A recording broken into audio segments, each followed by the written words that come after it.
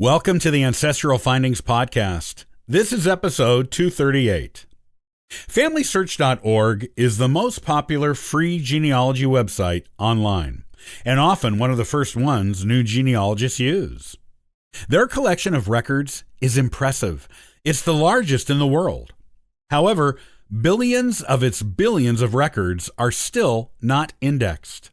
Today, I'll show you how to find some hidden gems on the website, even without the benefit of indexing.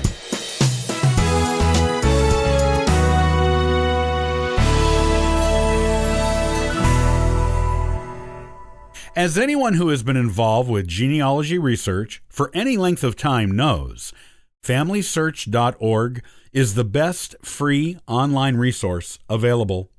Most beginning genealogists even know this because the site is so famous and important in the genealogical community.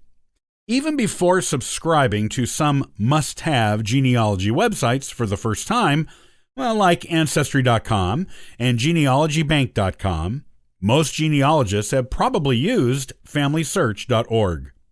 It is no wonder why. The site, which is owned and operated by the Church of Latter-day Saints, aka the Mormons, who have genealogy as a principal foundation of their religion, has billions of records from all over the world on it, all of which you can access for free.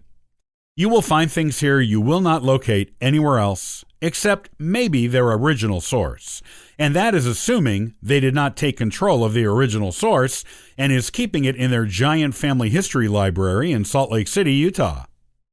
The thing about FamilySearch.org is that there is a lot of hidden information there.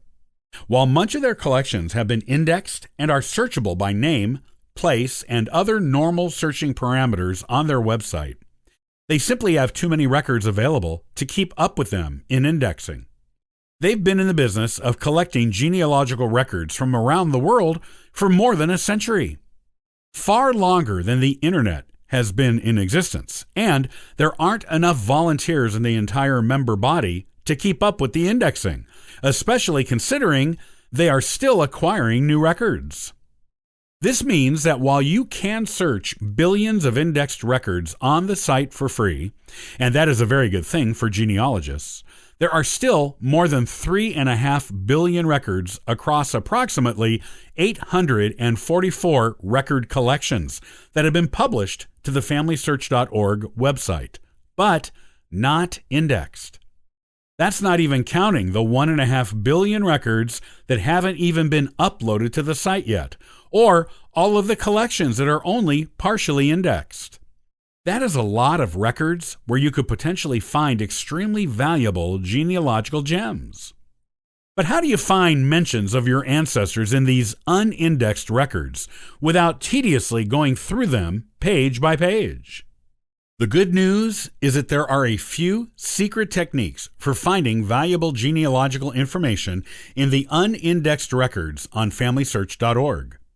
The first thing you have to do to find your ancestors in these hidden records is to find the correct collections. There are a number of ways to do this.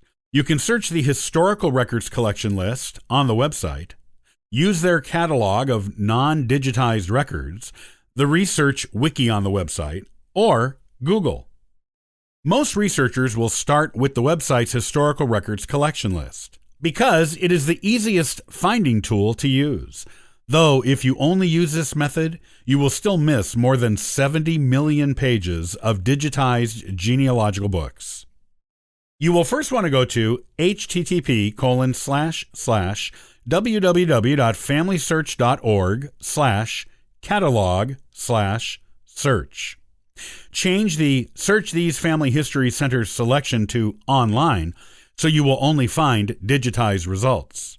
And then type in the name of the place that made or stores the records you are seeking. Choose a record type and a title. Your page results will give you two options.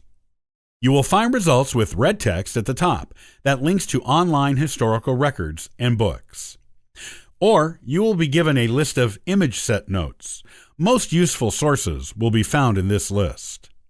If there are online images associated with a record collection, there will be a camera icon. If the camera icon also has a key icon, It means there are restrictions to viewing the images. Hover over the key to find out what you have to do to view them. Once you find a record set you are interested in researching, spend some time finding out about it, such as when and where it was created, by whom, for what purpose, and where it has been kept in the past, before becoming part of their record collection. This will help you find the best section or volume of the record set for you to search. You can find out about record collections on the Family Search Research Wiki page, on Google, and in similar places. Also, check the wiki for indexing status of the collection, any known issues with it, publication progress, how the records are organized, and more. When you start searching a record collection you think may be helpful to your research, you will find points that branch you off into different ways of searching the collection, such as by location, date, record type, and other useful points.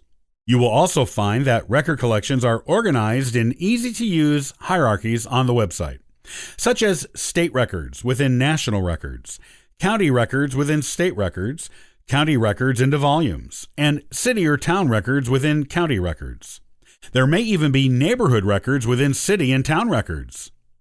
While this will help you find hidden record collections on Family Search you never knew were there, you will still have to scroll through the pages of the collection to find information if the collection is not indexed. While finding the right collection is often a victory in itself and cuts down on scrolling time, often by a lot, don't assume a collection has no index just because Family Search doesn't have one. Do a Google search to discover if there is an online index or other finding aid to this collection somewhere else online. You might be surprised.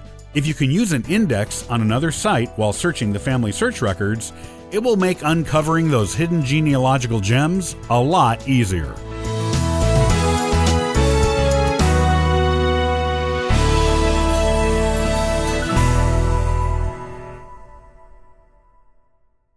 There are plenty of free genealogical resources to use online. Some are well known, others less so. Next time, I'll give you 8 little-known free online genealogical resources that you can use to build your family tree without breaking your bank or wallet. Be sure to subscribe so you don't miss this episode. Thanks for joining me today. I'll see you next time on the Ancestral Findings podcast. And for further info, you can visit us at ancestralfindings.com.